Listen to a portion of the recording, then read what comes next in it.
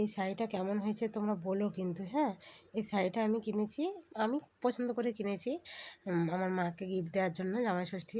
দিয়ে আমরা চলে গেছি, দেখো 12টা বেজে গেছে আমাদের যেতে যেতে, বাড়িতে সব কাজ সেরে বেরিয়ে যেতে। দিয়ে গিয়েই আগে টিফিন করে নিয়েছি। টিফিনে আমার মা করেছিল লুচি, ঘুগনি, 5 রকম ভাজা, মিষ্টি। তো সেটা আর ভিডিও করতে পারিনি। দিয়ে মা সব কাজ বাজ গুছিয়ে এবারে আমার মা যে জামাই ফোঁটা দিয়ে দিল জামাই ষষ্ঠী।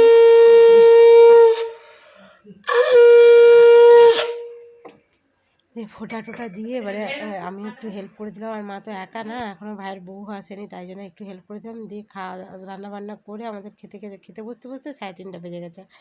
আর আমাদের আজকের মেনুতে ছিল, আমার মাসির বাড়ি থেকে দিয়েছিল ফ্রায়েড রাইস, খাসির মাংস আর কী বলে রায়তা। আর আমাদের হয়েছিল সাদা ভাত, আলু ভাজা, বেগুন ভাজা, পটল ভাজা, স্যালাড আর খাসির মাংস, আম, মিষ্টি, পাঁপড়। ব্যাস।